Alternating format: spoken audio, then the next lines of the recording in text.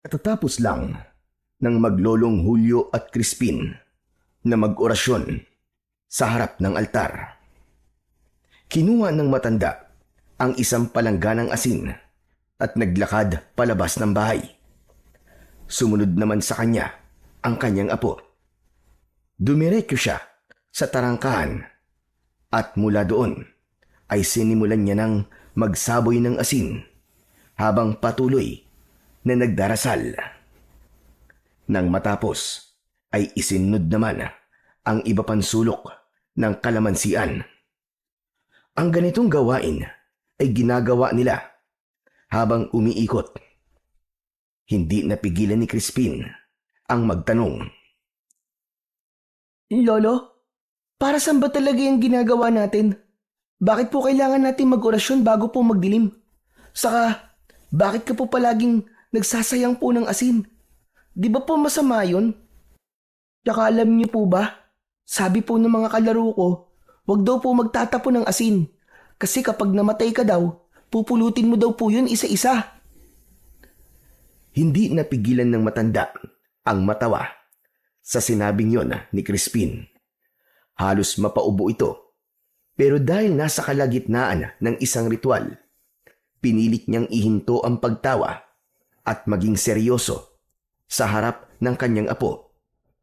Muli niyang itinuloy ang pagsasaboy ng asin sa harapan naman ng pinto. At nang matapos ay saka niya hinarap ang bata upang sagutin ang katanungan nito. Apo, tama naman yung sinabi mo kanina. Masama nga ang nagsasayang pero hindi naman pagsasayang ang tawag sa ginagawa natin. Pinalalakas ko lang ang proteksyon ng ating lugar. Po?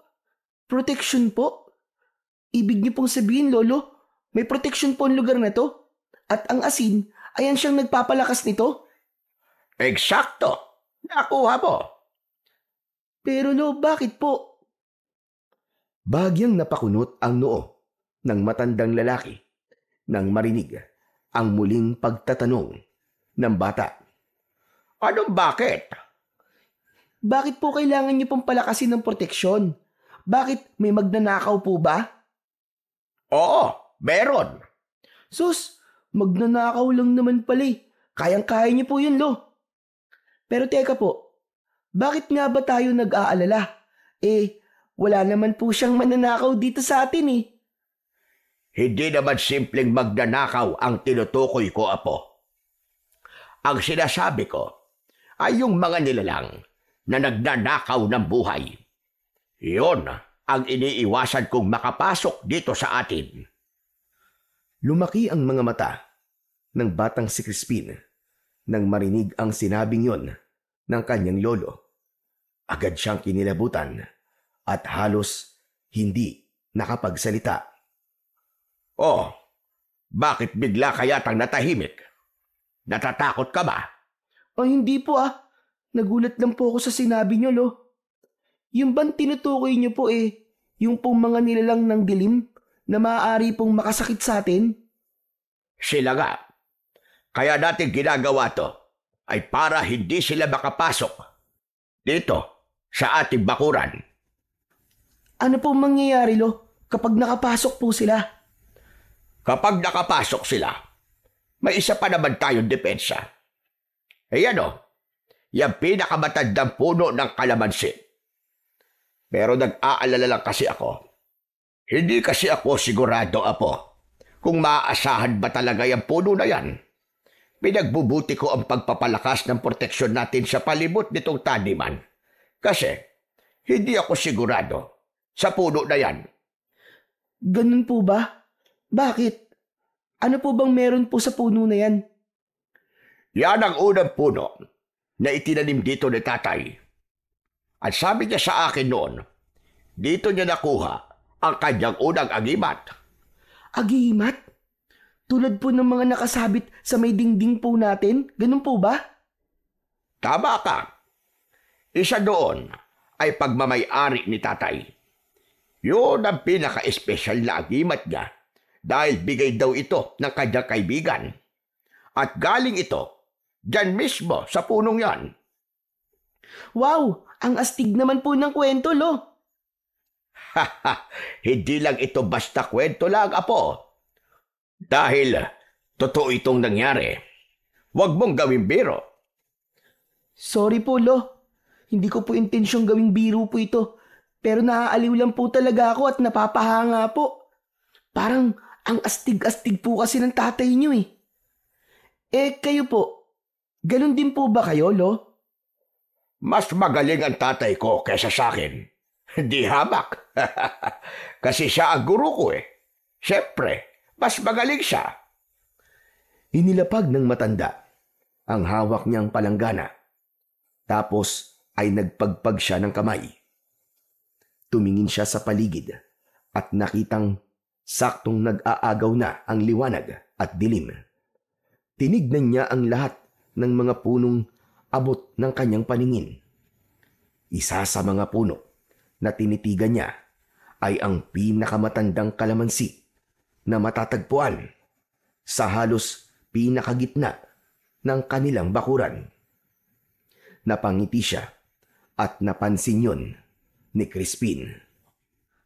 Lo, bakit po kayo nakangiti? May naaalala lang ako, iho. Naaalala ko lang ang kabataan ko dati. Dito ako lumaki. Dito ko nakasama si tatay at si nanay.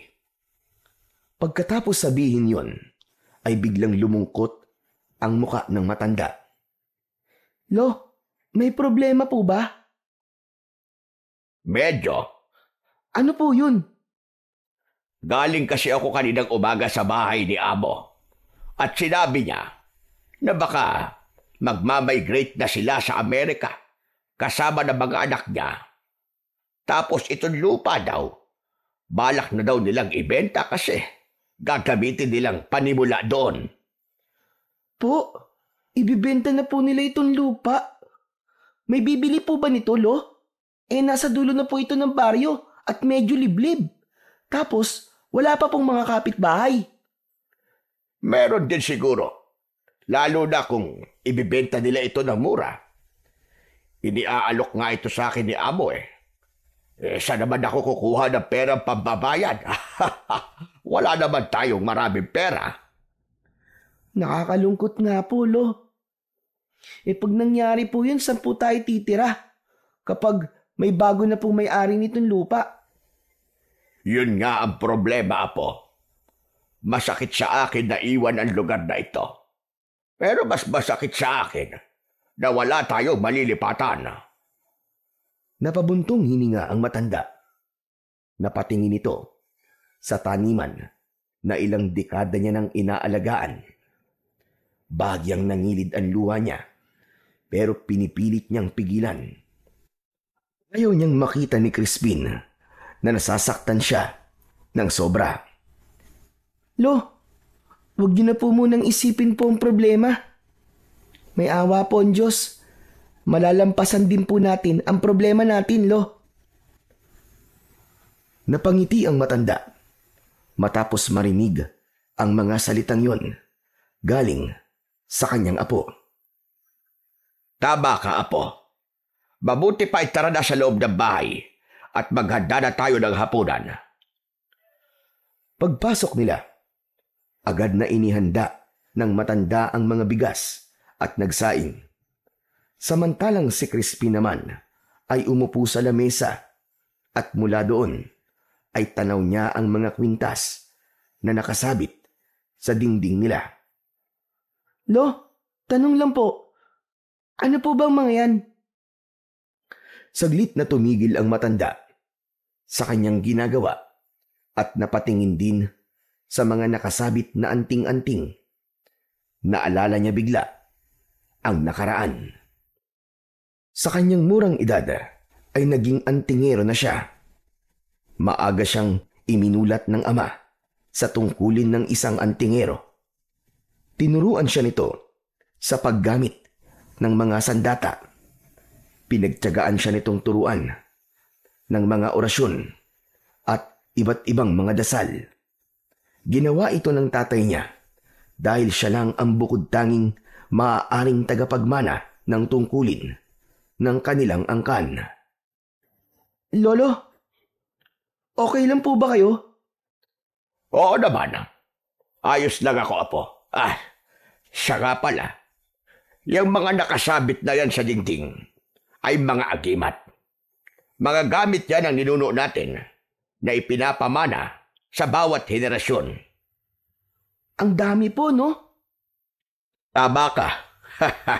Mas madami pa nga dapat yan, sabi ng tatay, kung hindi lang nasunog ang dati nilang bahay noon bago sila nalipat dito sa taniman.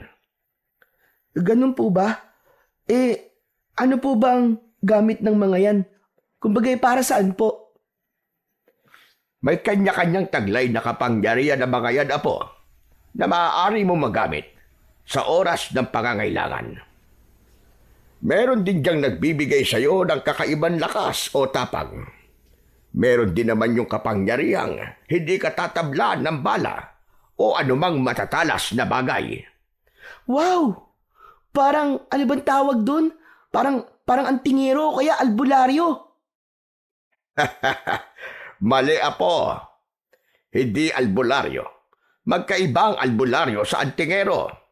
Ha? Magkaiba po yun? Akala ko po kasi parehas lang. Siyempre magkaiba, apo. Ang albularyo, sila yung nilalapitan kapag may sakit. Tulad halimbawa ng may mga lagnat, may pilay, o kaya nausog. O kaya yung napaglaruan ng mga elemento ng dilim. Gumagamit sila ng mga herbal, langis at mga dasal para magpagaling. Ang trabaho nila ay magpabuti ng katawan ng tao. Parang mga doktor, ganon. Pero kaya nila magpagaling gamit ang mga natural na gamot. Tumango-tango ang batang si Crispin. Nakikinig ng mabuti. Pero ang antingero, na katulad ko, hindi ko kayang maggamot. Pero mas mabigat ang tungkulin namin. Kasi kami ang humaharap sa mga nilalang ng dilim, mga aswang, mga mangkukulam, at mga engkanto na sumasanib o nananakit. Pinangangalagaan din namin ng iba't ibang uri ng mga anting-anting. Ganun po pala. Kung antingero po kayo, ibig sabihin po, pati po ako ganun din? Oo naman. Ikaw lang ang apo kong lalaki, kaya ikaw lang ang pwede kong pamanahan. Ikaw ang susunod na mag-iingat ng mga yan, apo. Ikaw ang poprotekta sa kanila kapag wala na ako. Po, bakit ako po ang poprotekta sa kanila? Di ba dapat po sila po ang magprotekta sa akin? Sila naman po ang may kapangyarihan eh. Napangiti si Lolo Julio. Mas lumapit siya kay Crispin at ang isang kamay ay ipinatong sa balikat nito. Bata ka pa nga, apo. Natural lang na hindi mo pa lubos na maintindihan ang lahat. Alam mo, apo, ang anting-anting, hindi ko siya gumagalaw para protektahan ang may-ari. Gabay at kasangkapan lamang sila. Ang tunay na kapangyarihan ay nasa may hawak nito. Kung marunong kang gumamit, kung marunong kang manalangin, saka sila nagiging buhay. Pero meron din namang pagkakataon na kusang kumikilos ang mga ito. Lalo na kapag nasa panganib ang may-ari o kaya naman kapag may banta na hindi na kayang harapin ng tao. Sandaling natahimik si Crispin. Pinagmasdan niyang muli ang mga anting-anting. Tapos ay napakamot sa kanyang ulo. Teka, nakakalito naman po, Lolo. Hayaan mo, iho. Unti-unti na ipapaunawa ko sa iyo ang lahat. Napatitig si Lolo Julio kay Crispin. Isang ideya ang biglang pumasok sa kanyang isip. Tama. Siguro nga ay dumating na ang oras para turuan at ihanda na kita po. Bilang tagapagmana ko. Po, tuturuan niyo na po ako. Lo, kaya ko po ba? Oo naman, kaya-kaya mo. Ako nga doon eh. Mas bata pa ako sa'yo nung turuan ako ng tatay ko. Hey, nakakakaba naman po, Lo. Pero parang nakaka-excite din po. Huwag kang ma-excite. Hindi magiging madali ang pagdadaanan mo. Kailangan mo ng sipag at tiyaga para maging karapat-dapat. At saka, dapat ay matapang ka. Buo ang iyong loob. Matapang na po ako, Lo. Talaga ba? Oo naman po. Saka, hindi po ako takot sa multo at sa dilim, ano? Ako nga po ang pinakamatapang sa mga kaklase ko eh. Talaga lang ah. Kung ganon, ay hindi ko na pala kailangan mag-alala. Kung matapang ka na, mamayang gabi ay gagawin na natin ang unang hakbang. Bubuksan natin ang iyong ikatlong mata. Ha? Para saan po yun? Para makita mo ang mga hindi nakikita ng karaniwang mga mata.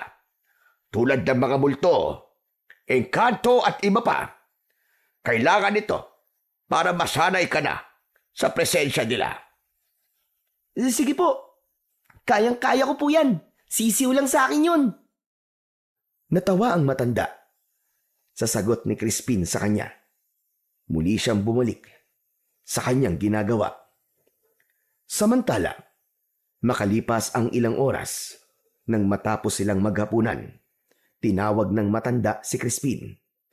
Lumabas silang dalawa at sa labas, mula sa silong ng isang malaking puno ng akasya, pinaupo niya ang bata sa isang upuan na naroon, nagawa sa kahoy. Lo, anong gagawin natin dito? Gabi na po ah. Di ba sabi mo matapang ka? Susubukan na natin ngayong gabi, apo, kung hanggang saan ang tapang mo. Kinuha ni Lolo Julio ang isang pulang panyo sa kanyang bulsa. Dahan-dahan na tinakpan niya ang mga mata ni Crispin. Mahigpit ang pagkakatali, sapat upang hindi makasilip ang bata. Samantala, habang nakapiring, naramdaman naman ni Crispin na lumayo ng bahagya ang kanyang lolo. May narinig siyang tunog na may naglalakad at tila may kinukuha mula sa isang lalagyan. Pagkaraan ng ilang sandali, bumalik ito at nagsimulang magsalita ng mabagal. Tulad ng dati, hindi na naman niya nauunawaan kung ano ang binabanggit ng matanda. Lo, ano po ba kasing ginagawa niyo? Kinakabahan na po ako eh. Nagsisimula na ako ng isang ritual, apo. Ritual? Para saan po, Lo? Para mabuksan ang iyong paningin. Lolo naman eh, niloloko niyo naman po ako eh. Hindi naman po nakasara ang mga mata ko ah. Saka nakakakita naman po ako. Hindi po ako bulag. Ang iyong ikatlong mata ang sinasabi kong bubuksan natin. Huwag kang matatakot, ah. Kinuha ni Lolo Julio ang isang bote ng langis na may katas na dinikdik na dahon ng kalamansi. Ipinahid dito sa kanyang noo at saka muling nagdasal. Lo, ang asib po ng inilagay niyo. Huwag kang maingay. Tumahimik ka lang para mabilis na tayo matapos dito. Nanahimik si Crispin.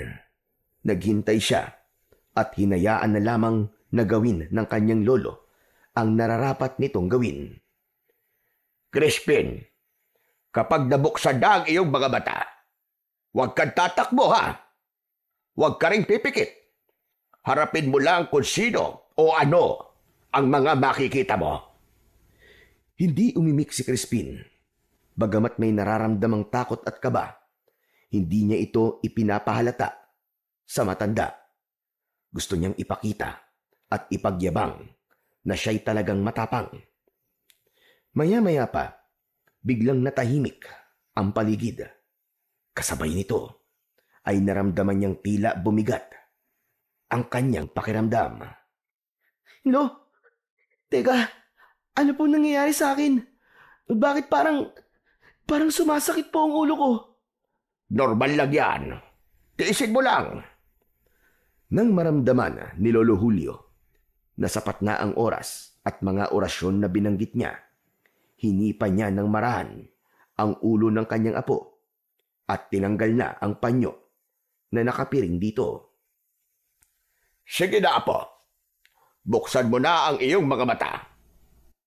Pagdilat ni Crispin, tila ibang mundo ang bumungad sa kanya. Ang madilim na paligid ng kalamansian ay biglang nasinagan ng maliwanag na buwan. Sa kanyang paningin, may mga anyong parang usok at anino na gumagalaw sa paligid.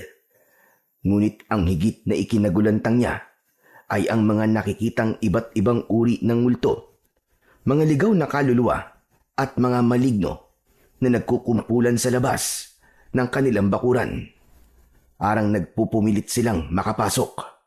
Subalit sa tuwing sinusubukan nila, napapaso sila at agad na nasasaktan, kaya't napipilit ang umurong at tumakas. Napanganga siya at hindi makapaniwala.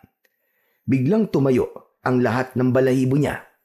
Kaagad siyang kumilos, tumayo at nilapitan ang kanyang Lolo Julio. Agad siyang kumapit sa damit nito at nagtago sa likod.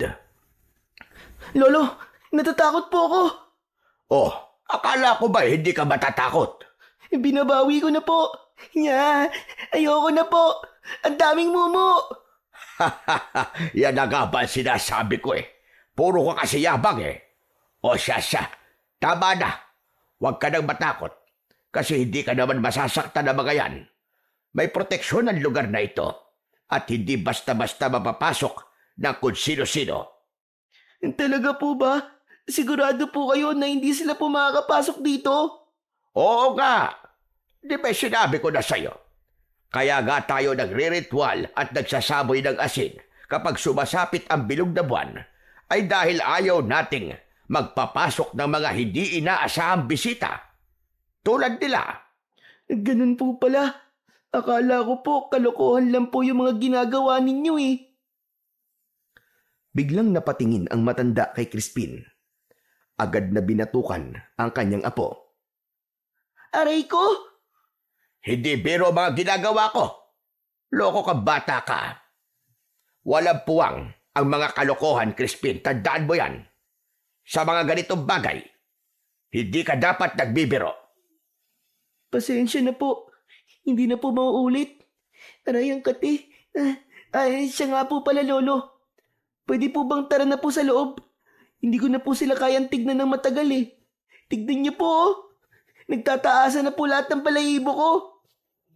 Teka lang, hindi pa oras. Ano pong ibig niyo sabihin, hindi pa po oras? Kailangan mo ng masanay ng mga mata mo sa ganyang mga tanawin. Iiwan na muna kita dito. Ha? Iiwan niyo po ako? Ayoko po, Lolo. Sasama po ako sa inyo. Lo, nakikiusap po ako.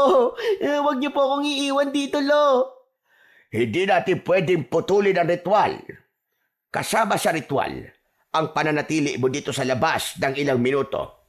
Kailangan mong sanayin muna ang mga mata mo.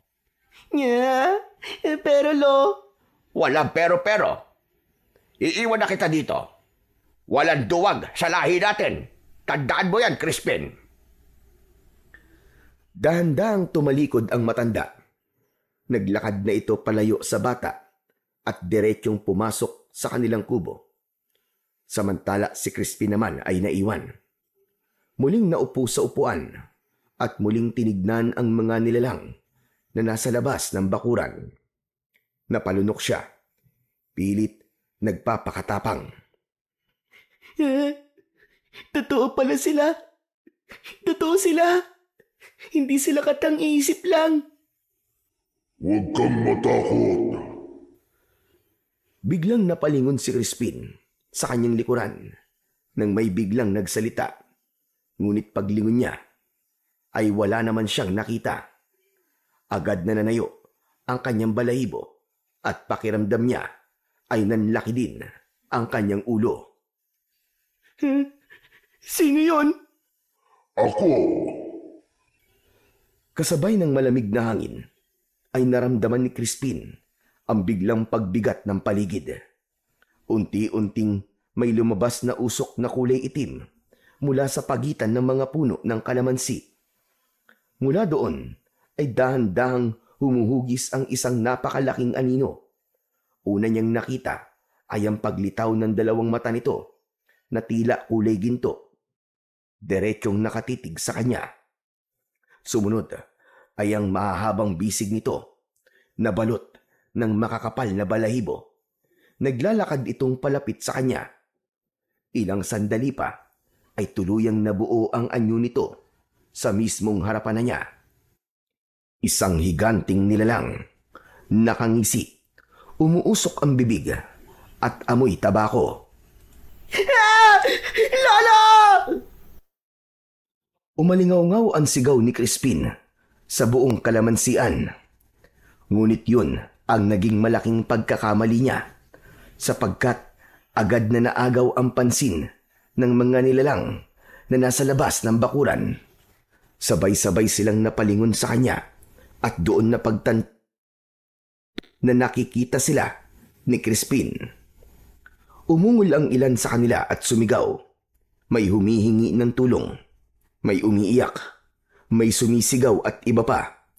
Biglang nanigas sa takot ang bata habang tinitignan isa-isa ang mga nilalang na malamig na nakatitig sa kanya.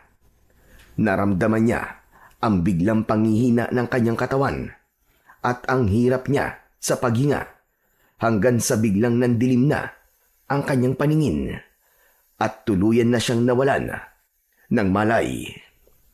Samantala, nang marinig naman ni Lolo Julio ang malakas na sigaw ni Crispin, agad siyang lumabas. Bumungad sa kanya ang apo na nakahandusay sa lupa. Dali-dali niya itong nilapitan at sinubukang gisingin. Ngunit hindi ito magising. Kaya't agad niya na itong binuhat. Subalit mabigat si Crispin. Agad na umusal ng dasal ang matanda at hinalikan nito ang suot na agimat. Sinubukan niya muling buhatin ang apo at walang kahirap-hirap niya na itong nabitbit hanggang sa maipasok niya na ito sa bahay at maihiga sa katre. Kinabukasan, maagang bumangon si Lolo Julio. Hindi na siya halos makatulog magdamag dahil sa nangyari sa apo niyang si Crispin.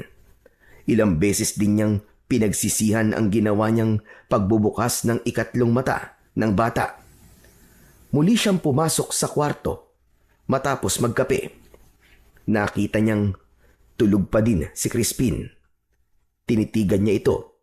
Kita niya ang pawis sa noo ng bata at ang malalim nitong paghinga. Crispin? Crispin apo! Kinabahan siyang bigla. Kaya naman maingat niyang inilapit ang palad niya sa noo nito. Diyos ko!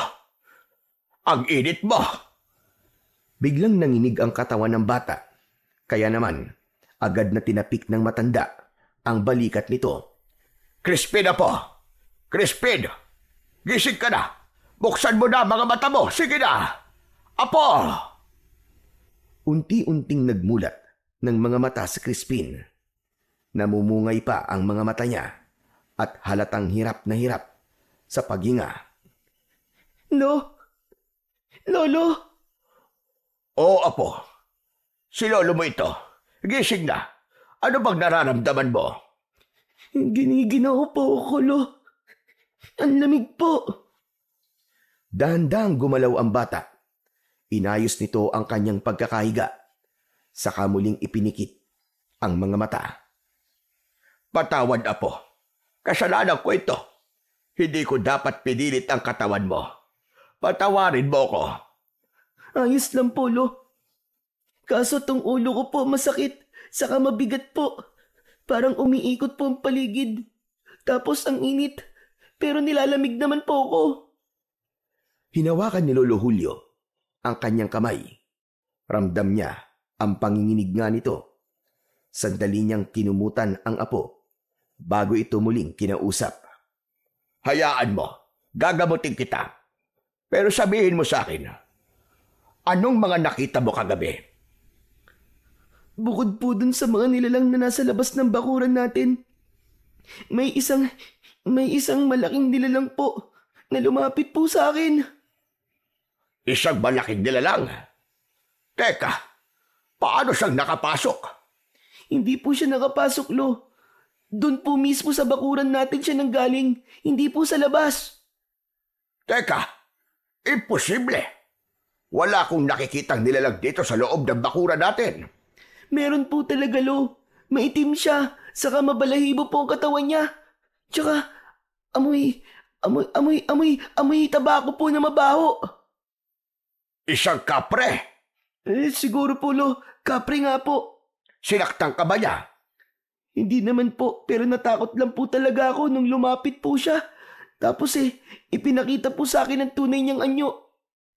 Kaya po ako napasigaw eh.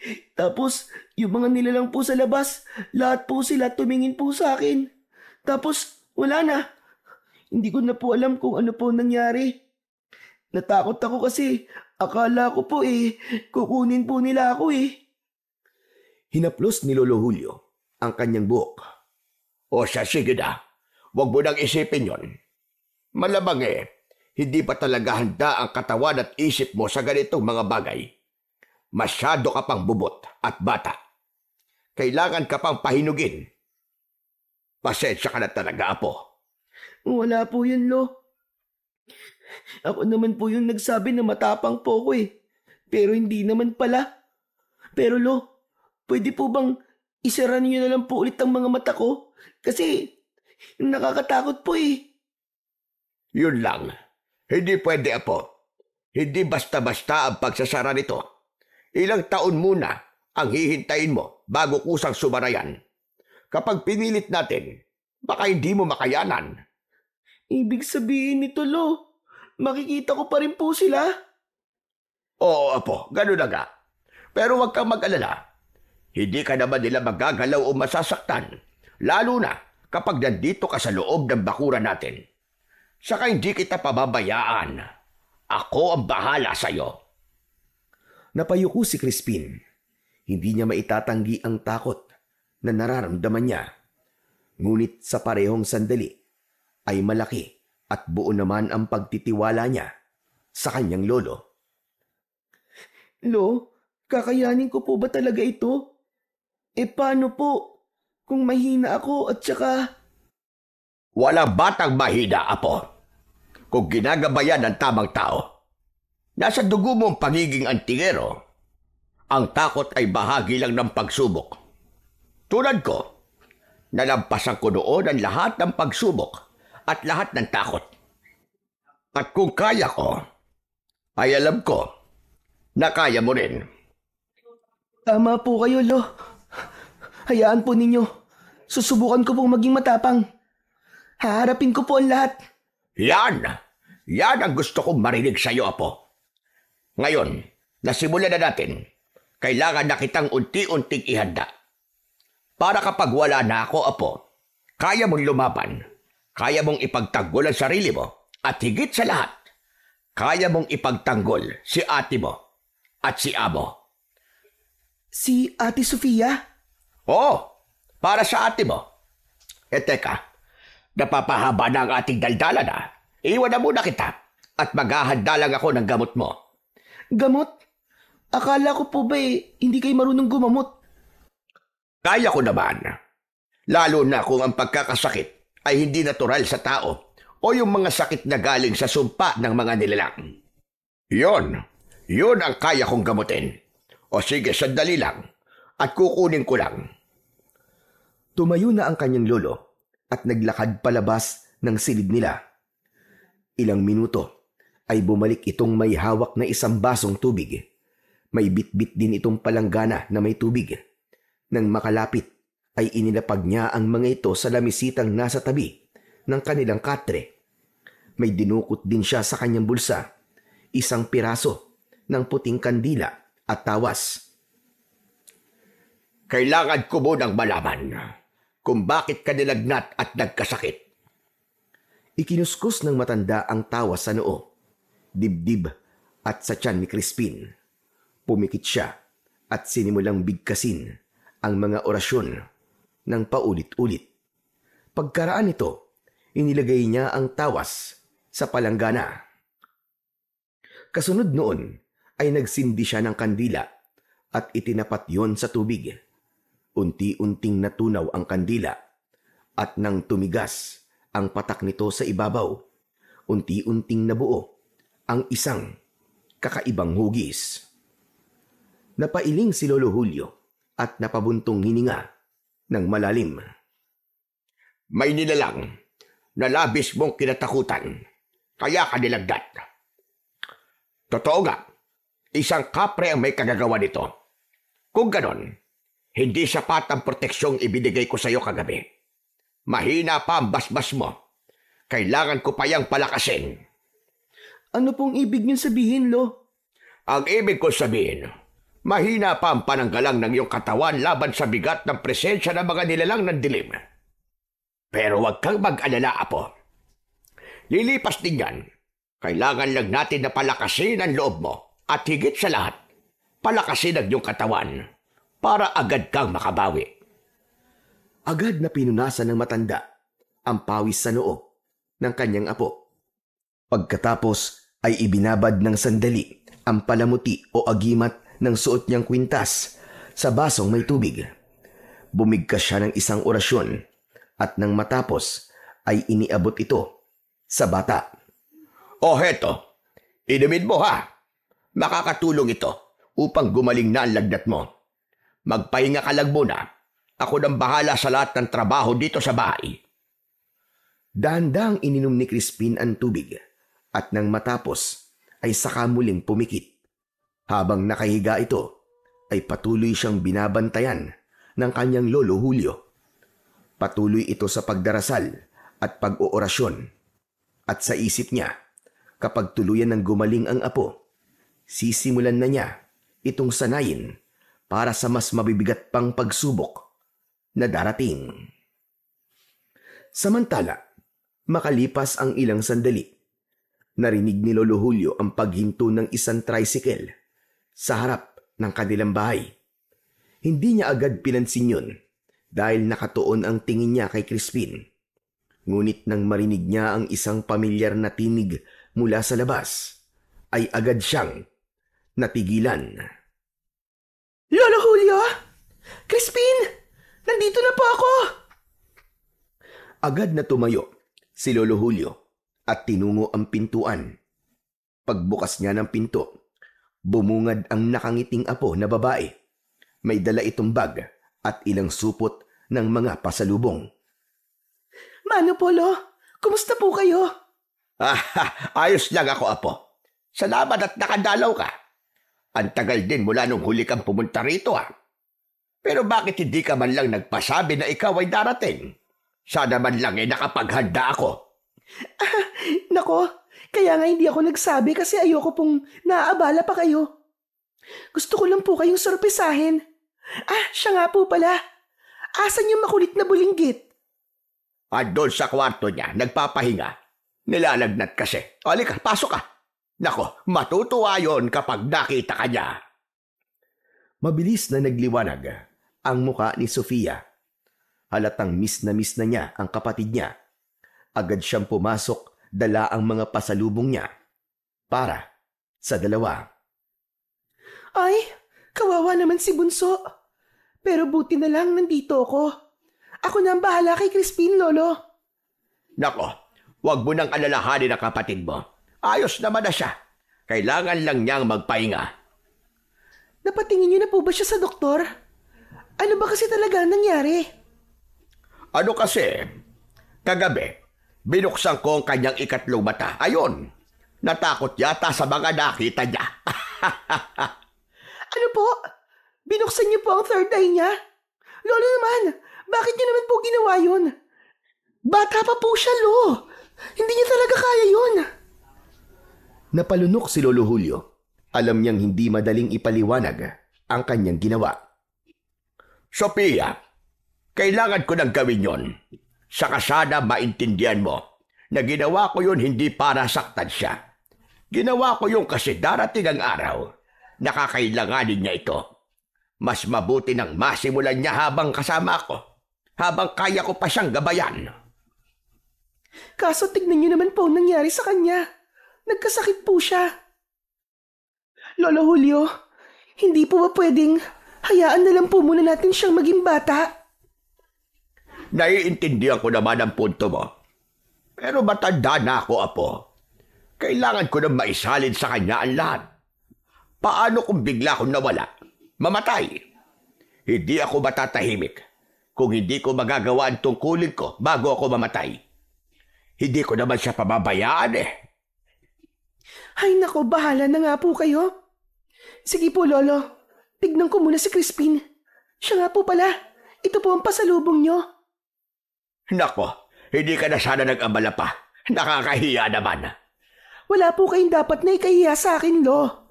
Masaya po ako na nagagawa ko ang mga bagay na yan sa inyo. Kaya tanggapin niyo na po. Sige na. Kinuha ng matanda ang nakasupot na pasalubong at saka pumunta sa kusina. Si Sofia naman ay pumasok sa kwarto ni Crispin. Naupo siya sa gilid ng katre. Crispin? Andito ang ate. Dahan-dahang iminulat ni Crispin ang kanyang mga mata nang marinig ang tinig ng kanyang kapatid. Agad itong ngumiti nang makita ang maamo at magandang muka ni Sofia. Nandito ka, ate? Oo, nandito ako, Crispin. Bakasyon muna ako dito ng mga ilang araw. Kaya ako na muna ang bahalang mag-alaga sa'yo. Gusto mo bang kumain? May dala akong espesyal na tinapay para sa'yo. Silvanas, di ba paborito mo yun? Opo ate, ang tagal ko na pong hindi nakakatikim nun eh. O sige, sandali lang at kukunin ko. Naku, magugustuhan mo yun. Kasi espesyal ang pagkakagawa nun. Masarap at tamang-tama lang ang tamis. Sige po ate, salamat po. Lumabas si Sofia sa kwarto at nagtungo sa kusina. Kumuha siya ng platito, 2 piraso ng silvanas at inilagay ito sa platito. Nanguha din siya ng baso at nilagyan yon ng tubig, saka pinigaan ng kalamansi. Pagbalik niya ng kwarto, ay dala niya na ang isang maliit na tray. Nakangiti siya habang lumalapit sa kanyang kapatid. Maingat niyang inilagay ang tray sa lamisita at naupo sa tabi ni Crispin. Oh, heto na bunso, tikman mo. Sigurado ako magugustuhan mo yan. Maingat niyang isinubo ang isang maliit na piraso ng tinapay sa kapatid niya na medyo nangihina pa din. Dahan-dahan namang ngumuya si Crispin at sa bawat kagat ay makikita ang pagliwanag ng kanyang muka. Wow, ang sarap talaga ate. Ang tamis. Salamat po ate ah. Ngumiti si Sofia at marahang pinunasan ang gilid ng labi ng kapatid gamit ang maliit na panyo. Inihanda niya ang isa pang piraso ng tinapay at muling maingat na isinubo kay Crispin. Habang pinapakain niya ito, hindi niya maiwasang titigan ng kapatid ng may halong awa at pag-aalala. Pagkaraan ng ilang subo, naubos din ang tinapay. Kinuha ni Sofia ang baso ng kalamansi juice na dala niya at marahang iniabot yon kay Crispin. At dahan-dahan itong uminom. O tama na muna. Magpahinga ka uli. Mamaya kung kaya mo pa, kakain ka ulit. Salamat ate ah. Namiss kita. Ako rin namiss kita. Lagi ka nasa isip ko. Habang pinagmamasdan ang kapatid na muling pumikit, napaupo siya ng tuwid at napabuntong hininga. Bumalik sa alaala niya ang kanyang pinagdaanan sa mga nakaraang taon. Umalis si Sofia sa kanilang bayan upang makipagsapalaran para sa kanyang pangarap Nais niyang makapagtapos ng pag-aaral, ngunit nang pumanaw ang kanilang mga magulang, alam niyang hindi kakayanin ni Lolo Julio na pag-aralin pa siya. Kaya't nagpasya siyang lumayo at maghanap ng kapalaran sa ibang lugar. Mahirap ang naging simula. Pumasok siya bilang isang kasambahay sa isang malaking bahay ng mayamang pamilya. Mabigat ang mga gawaing ipinapagawa sa kanya.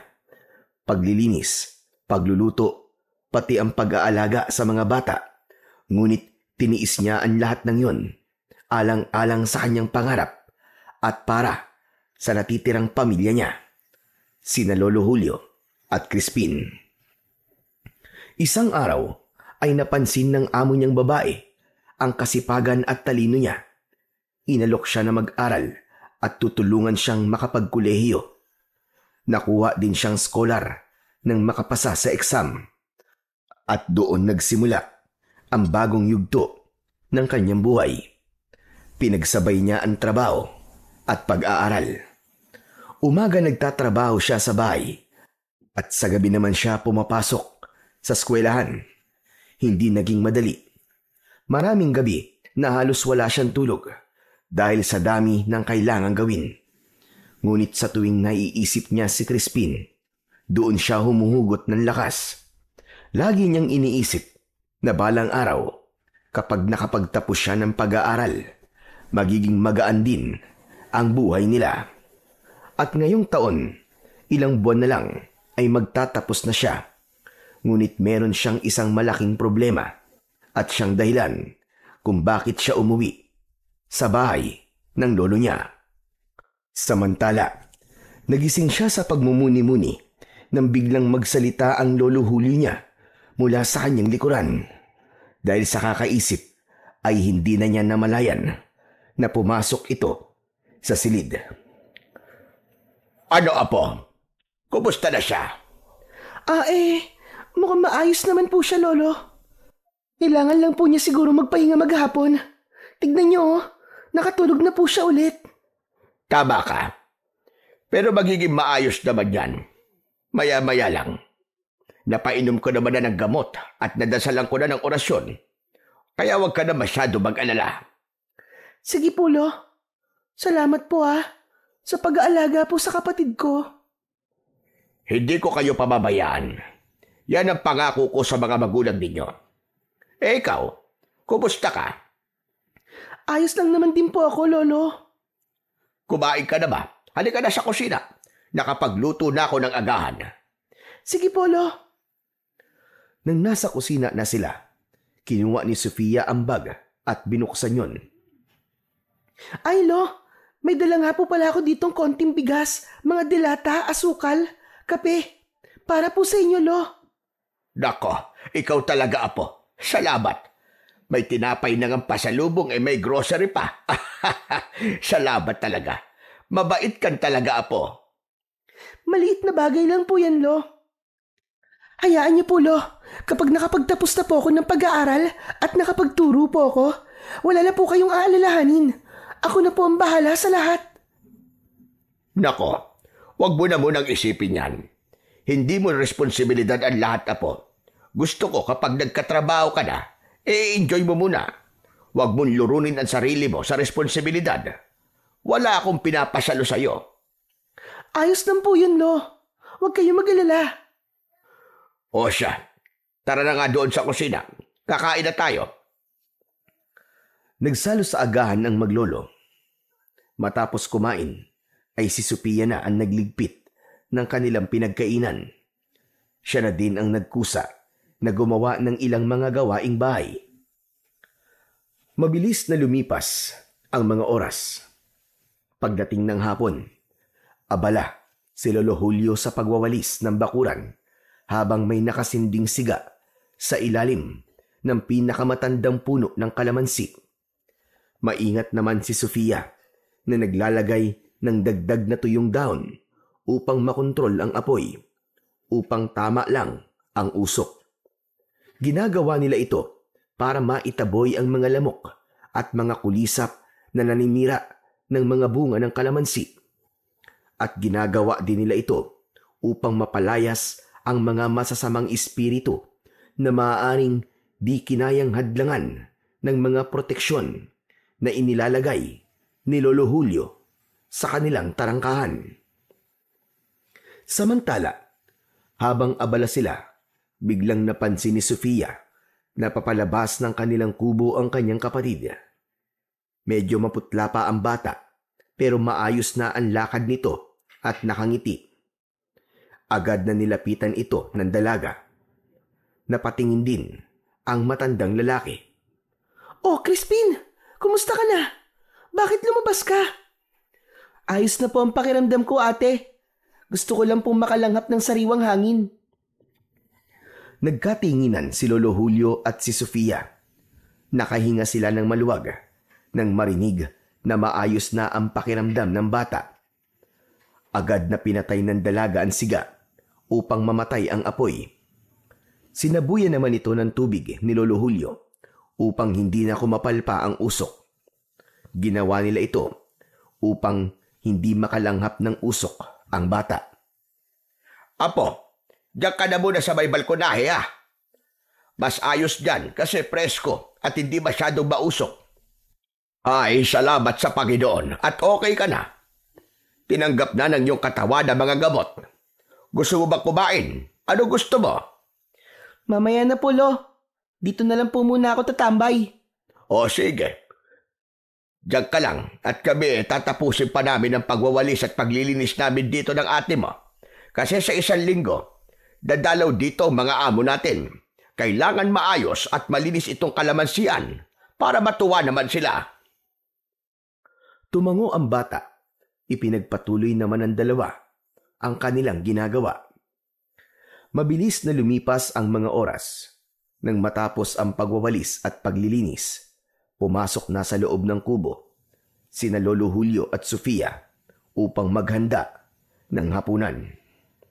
Samantala, si Crispin ay mas piniling manatili muna sa labas. Maliwanag pa naman, kaya hindi pa niya inaalala ang mga nilalang na maaaring magpakita sa kanya. Parente lang siyang nakaupo sa balkon habang kinakain ang meriendang ibinigay sa kanya ng kanyang ate kanina. Ngunit habang kumakain siya, ay bigla siyang nakaamoy ng mabaho. Para bang amoy bulok na karne. Agad siyang napatakip ng ilong at napatigil sa pagmuya. Yak! Ang baho naman! Sa kaya galing yun? Luminga-linga siya sa paligid. May napansin siyang nakadapong isang malaking ibon sa puno sa kabila ng kalsada malapit sa kanilang tarangkahan. Kakaiba ang anyo nito. Higit na mas malaki yun kesa sa pangkaraniwang uwak o agila. Nangingintab ang mga pakpak nito at mapupula ang mga mata. Tumayo si Crispin at naglakad papalapit sa kanilang gate. Hindi niya maipaliwanag pero parang hinihila siya ng kuryosidad. Ngunit bago pa makalapit ang bata, biglang humuni ng napakalakas ang ibon. Isang matinis at nakapangingilabot na parang sigaw. Biglang natigilan ang bata. Crispin, huwag kang lalabas! Bumalik ka dito, bilisan mo!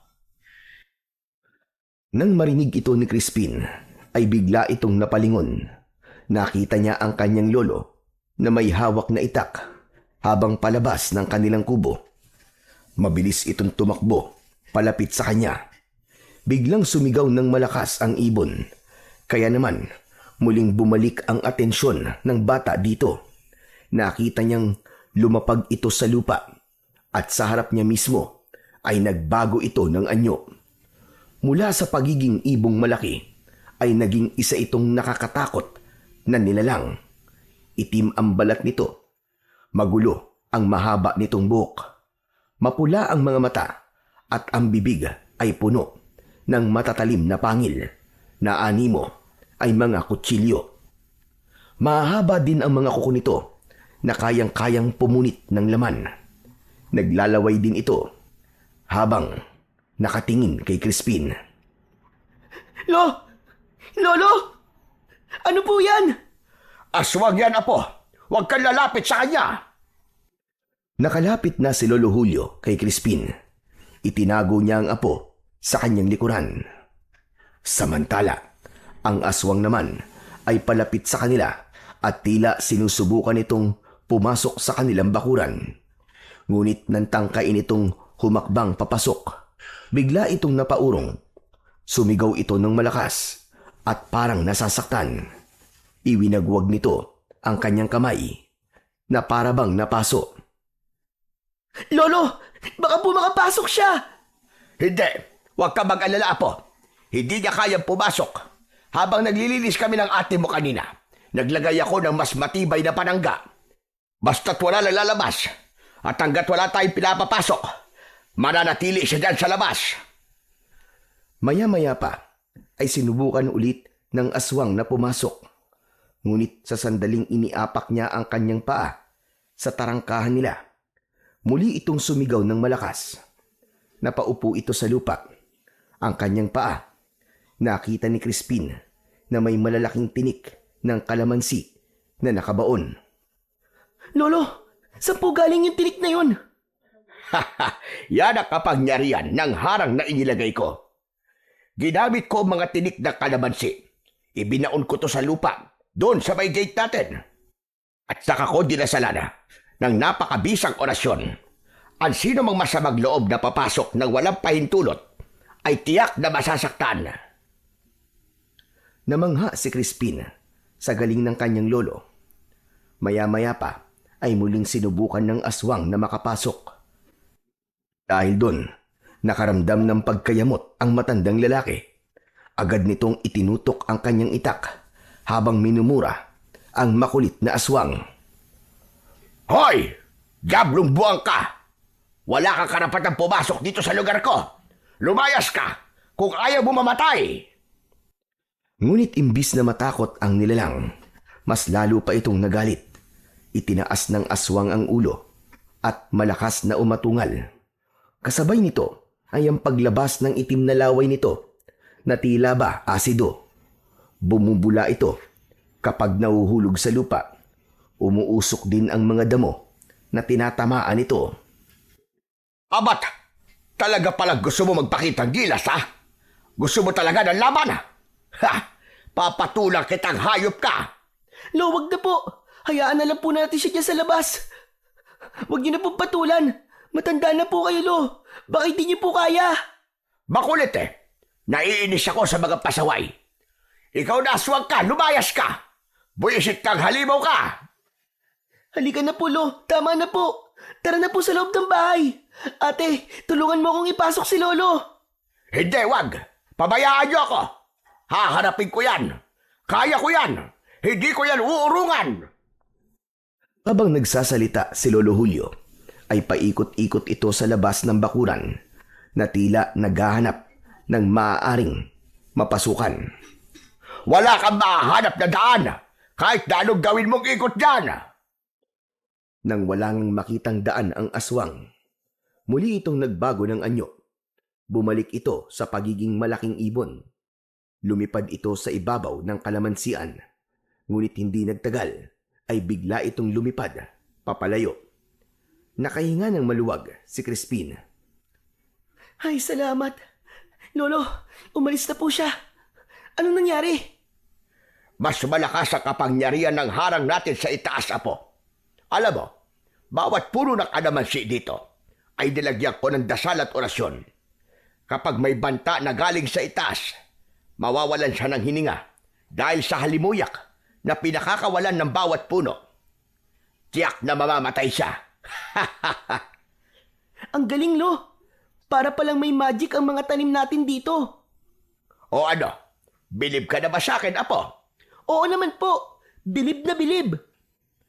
Gusto mo na ba ulit na maging kagaya ko? Ha? Hayaan mo na. Huwag mo na sagutin. Halika na nga. Pumasok na tayo sa loob. Sabay sila na bumalik sa loob ng bahay. Nakita nila si Sofia na nakaupo. Tulala at hindi nagsasalita. Nagkatinginan naman sina Crispin at Lolo Julio. Ate, anong ginagawa mo dyan? Hindi siya sinagot, ni hindi tumingin. Nanatili lang itong nakaupo, tuwid ang likod at walang ekspresyon ang muka. Sophia, apo! Lumapit ang matanda at marahang hinawakan ang balikat ng apo. Ngunit laking gulat nila nang biglang hawiin ni Sophia ang kamay ni Lolo Julio. Kasunod noon ay ang isang mababang angal na lumabas mula sa bibig ng dalaga. Ate, bakit ganyan ka? Ano nangyayari sa'yo? Kasunod ng angal, biglang tumawa ang ate niya ng malakas. Matinis, malalim at nakapangingilabot ang tinig nito. Nanlamig si Crispin. Lolo, ano po nangyayari kay ate? Bakit ganyan? Para pong hindi siya ang ate ko. Hindi sumagot ang matanda. Bagkus ay nakatingin lang siya sa dalaga. Maya-maya pa ay inutusan siya nito. Apo, kumuha ka ng matibay na tali. Bilisan mo! Agad na sumunod si Crispin sa kanyang lolo. Tumakbo siya sa labas at kinuha ang taling nakasabit sa may dingding. Nang makuha niya ito, ay bumalik na siya sa loob. Nakita niya ang Lolo Julio niya na nakaharap pa rin kay Sofia. Ang dalaga naman ay nakatitig ng masama. Lolo, ito na po ang tali. Lo, aanin niyo po ito. Hindi pa man naaabot ng matanda ang tali, ay biglang tumayo ang dalaga. Lumapit ito kay Crispin at hinawakan siya sa balikat. Nasaktan ang bata sa paraan ng pagkakahawak ng kapatid niya. Madiin yun at tila pinipiga. Pakiramdam niya anumang oras ay mapipilay na siya. Aray! Ate, wag! Aray, nasasaktan ako, ate! Mabilis na sinunggaban ni Lolo Julio ang dalaga at itinulak ito pabalik sa upuan. Sa kanya kinuha ang tali sa kamay ni Crispin at mabilis na iginapos ang mga kamay ng dalaga sa upuan. Lolo, sandali lang! Ano to? Bakit niyo po ginaganyan si ate? Ba't niyo po siya tinatali? Hindi magawang sumagot ng matanda dahil kailangan niya kagad na makakilos bago pa sila masaktan ni Sofia. Mabilis itong tumakbo. Lumapit sa may dingding kung saan nakasabit ang mga agimat niya. Kumuha siya doon ng isang kwintas na may palamuting medalyon. Agad siyang bumalik at isinuot yon sa apong babae. Pagdampi pa lamang ng medalyon sa dibdib ng dalaga, ay bigla na lang itong napasigaw. Nanginig ang katawan niya at pagkatapos ay biglang nanlata hanggang sa tuluyang mawalan ng malay. Umupo si Lolo Julio at saka pinunasan ang kanyang pawis sa noo. Tumingin ito kay Crispin. Hindi ko alam kung ano ang nangyari sa kanya. Kailangan ko muna siyang matawas para malaman natin kung ano ang problema. Tumayo ang matanda at nanguha ng kanyang mga gamit. Pagbalik niya ay may bitbit na itong palanggana na may tubig, tawas, langis at kandila. Inilipag niya ito sa paanan ni Sofia at nagsimulang mag-orasyon.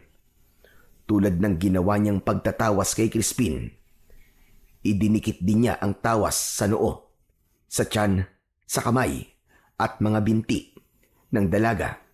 At pagkatapos gawin ito, ay inilubog niya sa tubig ang tawas. Nagsindi na rin siya ng kandila at inilapit yon sa palanggana. Dahan-dahan niyang ikinilos ang kandila sa ibabaw ng tubig habang patuloy na nagdarasal. Habang natutunaw ang kandila, unti-unti namang lumilitaw ang hugis sa tubig. Makaraan ang ilang sandali, nang matuyo na ang patak ng kandila, ay kinuha ito ni Lolo Julio at tinitigan. Kitang-kita niya ang anyo ng isang babae. Mahaba ang buhok, matalim ang mga mata, at ang ngisi ay puno ng panlilinlang. Walang hiya ka! Sino kang hayop ka? Nagulat si Crispin sa biglang pagsigaw ng matanda. Lolo, bakit po? Crispin, May nagtatangkang gawing aswang ang kapatid mo. Ang tawas mismo ang nagsabi sa akin. Ano po? Aswang? Si ate? Pero bakit naman siya gagawing aswang, Lolo? Mabait po si ate. Yun ang hindi pa natin alam, Apo. Pero isa lang ang sigurado ko. Masama ang babaeng gumagawa nito sa ate mo. Malakas din ang puwersa na gustong sumakop sa kanya. Lumapit si Crispin at hinawakan ang kamay ng kanyang ate. Lo, ano pong gagawin natin? Kawawa naman po si ate. Humugot ng malalim na buntong hininga si Lolo Julio at tumingin siya kay Crispin. Kailangan ko siyang gamutin bago siya tuluyang maging aswang. Sige po, Lolo. Gawin niyo po ang lahat para mailigtas po si ate. Pero Lo, bakit po ba siya nagkakaganyan? Bakit siya magiging aswang? Hilawaan siya. Maaaring pinakain o kaya naman ikinurot ito sa kanya. Mahihirapan tayo kung naipakain sa kanya ang itlog. Ano po? Itlog? Oo, ang itlog ng ibong pispis. Kapag nakain ito ng ate mo, mahihirapan tayong alisin ang sumpa. Pero kailangan natin ito kagad matanggal sa tiyan niya hanggat hindi pa ito namimisa. Kapag napabayaan natin yon, baka hindi na natin magamot ang ate mo. Agad na kinuha ni Lolo Julio ang bote ng langis na hinaluan ng dinikdik na dahon ng kalamansi. Dinampian niya ng konting langis ang noo ni Sofia at sinimulan ang pagbibigkas ng dasal. Subalit sa sandaling nadampian ng langis ang balat ng dalaga, bigla itong nagising. Biglang natulala si Crispin nang makita ang anyo ng kanyang ate. Tulad ng aswang na nakita nila kanina, mapulang-mapula din ang mga mata nito. Matalim ang kanyang mga titig. Ilan mo ako, matanda ka! Akin ang katawan ng apo mo! Akin ang katawan kita! Nagulat si Crispin dahil iba na rin ang boses ng kanyang ate. Naging mas matapang at magaspang kung magsalita. Ang boses ay tila boses ng isang demonyo na nasa pinakailalim ng lupa. Samantala, si Lolo Julio naman ay hindi nito pinansin ng apo. Itinuloy nito ang kanyang pag-oorasyon. Tigilan mo na yan! Huli na kayo! Akin na siya! Akin siya! Hindi mo makukuha ang apo ko! Lumayas ka sa katawan niya, demonyo ka! Biglang umangat ang katawan ng dalaga sa upuan. Tila may malakas na puwersang humihila dito pataas at sinusubukan itong makawala sa pagkakagapos. Mabilis na naglakad ang matanda patungo sa dingding kung saan nakasabit ang iba pa niyang mga gamit. Dinampot niya ang isang buntot ng page. Pagbalik niya ay walang pag-aalinlangan niyang hinagupit ito ng latigong page. Tigilan mo yan! Tigilan mo yan! Susunog ako! Tumigil ka! Ngunit hindi siya pinakinggan ni Lolo Julio. Muli nitong hinampas ng buntot ng pagi ang dalaga. Kasabay nito ay nagpatuloy siya sa pagbigkas ng dasal. Sa bawat tampas ay lalong lumalakas ang sigaw ni Sofia. Pinipilit niyang makawala, ngunit dahil maigpit ang pagkakatali, hindi siya makaalis o makalaban ng gusto. Crispin! Crispin, tulungan mo ako! Biglang napatitig ang bata nang marinig na humihingi ng tulong sa kanya ang kanyang ate. Lolo! Lolo, tama na po! Nasasaktan na po si ate! Huwag kang palinlang! Hindi na yan ang ate mo! Pero Lolo... Hindi si Sofia nasasaktan, kundi ang espiritu na sumasakop sa kanya. Kaya wag mo akong pigilan! Muling pinalo ng matanda ang hita ni Sofia. Galit na galit ang mga mata ng dalaga. Naging mas mapula at mas nakakatakot. Hindi! Hindi mo ako mapapalayas! Malakas ako! Hindi ako aalis! Akin ang katawan na ito! Buwisit ka! Bakit mo ba ito ginagawa? Ano bang kasalanan ng apo ko sa'yo?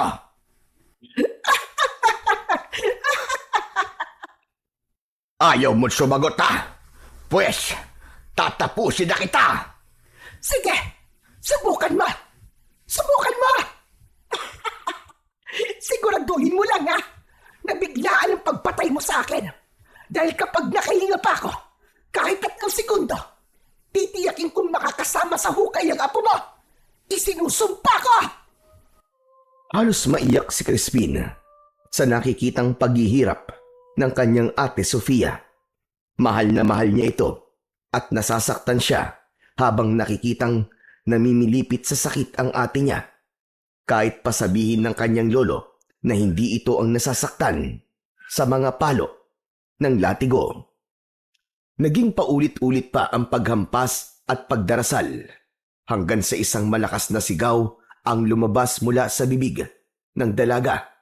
At habang sumisigaw ito, muling dinampot ng matanda ang langis na may halong kalamansi. Ibinuhos niya ito sa ulo ng dalaga. Nagpupumiglas ito. Halos umuga na ang upuan. Lumayas ka sa katawan ng apo ko! Hindi mo pag-aari ang dugo ng lahi ko! Hindi mo pag-aari ang aking apo! Sa puntong yun ay muling napasigaw si Sofia at pagkatapos ng sigaw, nangisay ito, nagsuka at saka biglang nanlupaypay. Hinawakan ni Lolo Julio ang ulo ni Sofia at bahagyang itiningala. Agad niyang napansin na naglalaway ito ng sobra. Malapot, mahaba, at tila hindi napuputol. Hindi. Hindi maaari ito. Crispin, madali ka. Kumuha ka ng mga tuyong dahon ng kalamansi sa labas. Kailangan natin pausukan ang ate mo. Hindi na nagdalawang isip ang batang si Crispin. Mabilis siyang tumakbo palabas. Maliwanag ang buwan ng gabing yun. Kaya naman, hindi problema ang tanglaw. Malinaw niyang nakikita ang paligid. Huli na nang maalala niyang bukas pala ang kanyang ikatlong mata. Ang ginawa niya, iniyuko na lamang niya ang kanyang ulo. Saka siya bahagyang umupo at nagsimulang mamulot ng mga tuyong dahon. Medyo nahirapan siyang mag-ipon dahil kakalinis lang ng kanyang ate at lolo ng bakuran at ilalim ng mga puno ng kalamansi. Ganun pa man, ay ipinagpatuloy niya ang kanyang ginagawa. Isa-isa niyang pinulot ang lahat ng kanyang mga nakikitang dahon. Ngunit maya-maya pa ay may narinig siyang isang malakas na kalabog sa kanyang likod. Dahan-dahan siyang lumingon. Nang makita niya kung ano ito, ay halos matumba siya sa gulat. Muling nagpakita sa kanya ang kapre at diretso itong nakatingin sa kanya. Sa sobrang takot ay muntik na naman siyang himatayin, ngunit biglang nagsalita ang kapre. Huwag kang matakot, bata. Wala akong masamang pakay. Narito ako para tumulong. Nanlaki ang mga mata ni Crispin. Natatakot pa rin siya at halos manginig ang kanyang mga kalamnan. May dala akong bagay na makakatulong sa kapatid mo. Ibuka mo ang iyong mga kamay. Dahil sa kaba ay hindi malaman ni Crispin ang gagawin. Napatingin na lang siya sa malaking nilalang. Kinakabahan na baka kapag tumanggi siya ay magalit ito sa kanya. Kaya't dahan-dahan niyang iniunat ang kanyang mga kamay na nanginginig pa rin. Mula sa palad ng kapre, may inihulog itong tila pinong pulbos. Kulay kayumanggi ang kulay nito. Makinig ka. Ihalo mo ito sa kanyang inumin. Huwag kang mag-alinlangan. Kapag ininom niya ito, mailalabas niya ang sumpa ng aswang sa kanyang katawan. Nang matapos ay nag-angat ng tingin si Crispin, pero sa isang kisap mata, biglang naglaho ang kapre. Niwala itong iniwanang anumang bakas. Tumayo siya at muling tumakbo. Halos matisod pa siya sa pagmamadaling bumalik sa loob ng bahay. Tangan-tangan ang pulbos. Pagpasok niya ay agad siyang tinanong ng matanda. O ano, Apo? Nasaan na pinapakuha ko sa'yo? Subalit hindi niya sinagot ang kanyang lolo. Bagkos ay dumiretso ito sa kusina upang kumuha ng isang basong tubig. Inilagay niya doon ang pulbos. Kusa naman itong natunaw. Naging parang ordinaryong tubig na lang ito sa paningin. Nang matapos, ay kagad na lumapit siya sa kanyang ate Sofia. Ipapainom na sana niya ang tubig, ngunit pinigilan siya ng lolo niya. Crispin, sandali iho. Ano ba ang plano mong gawin? Gumawa po ako ng gamot niya, Lolo. Ano ka mo? Kumunot ang noo ng matanda nang marinig ang sinabing yun ng kanyang apo. Dinikitan siya ng matanda at kinuha ang baso. Inilapit niya ito sa kanyang ilong at bibig. Tumingin siya sa apo. Kita sa mukha niya ang labis na pagdududa. Sigurado ka bang gamot ito? Saan mo ba ito nakuha? Sandaling hindi sumagot si Crispin. Kinakabahan siyang aminin sa matanda na kapre ang nagbigay ng pulbos. Ganun pa man, pinili niya muna ang magsinungaling. Basta po, Lolo, mabisa po to. Sigurado ako na ito po magpapagaling kay ate. Saglit na natahimik si Lolo Julio at napatingin sa mga mata ng apo. Ibinalik niya ang baso kay Crispin. Kung yan ang paniniwala mo, sige, subukan natin. Dahan-dahan, inilapit ni Crispin ang baso sa labi ng kanyang ate. Pagdampi pa lang ng tubig, biglang nagsuka na ang ate niya. Malapot at kulay itim na likido ang lumabas mula sa bibig ni Sofia. Mabaho ang amoy, parang galing sa imburnal na matagal nang hindi nalinis. Halos mapangiwi ang bata. Napaatras siya. Kita niya ang pamimilipit ng ate niya at halatang nahihirapan ito sa patuloy na pagsusuka. Crispin, painumin mo ulit siya. Dali, bilisan mo. Subalit natulala na lang si Crispin. Awang-awa siya sa ate niya. Dahil doon ay agad na kinuha ng matanda ang baso mula sa apong si Crispin. Tapos ay lumapit ito kay Sophia at bahagyang itiningala at pilit na ipinapainom muli ang tubig. Pilit namang nilulunok ito ng dalaga, ngunit kasabay nun ay muling sumuka ito ng mas marami pang itim na likido. Lolo, ayos lang po ba si ate? Hindi po ba siya nasasaktan? Hindi. Dahil ang nakikita mo, Crispin, ay isang senyales na nailalabas niya na ang hawa ng aswang. Mas mabuti na ito kaysa tuluyang maging nilalang siya ng dilim. Ilang sandali pa ay unti-unting humupa na ang pagsusuka ng dalaga. Latang-lata ang katawan nito. Huminga ng malalim si Lolo Julio. Pinunasan ang pawis sa kanyang noo. Magaling! Magaling, Crispin! Mukhang nailabas na niya ang lason. Napatingin si Crispin sa bagay na isinuka ng kanyang ate. Isang maliit na ibon na kulay itim. Tapos ay muling tinignan niya ang kanyang ate. Halata sa itsura at kilos nito ang matinding pagod sa pinagdaanan. Bumalik na ang kulay nito. Hindi na maputla, kagaya kanina. Ate, okay ka na ba? Bagyang kumilos ang labi ni Sofia.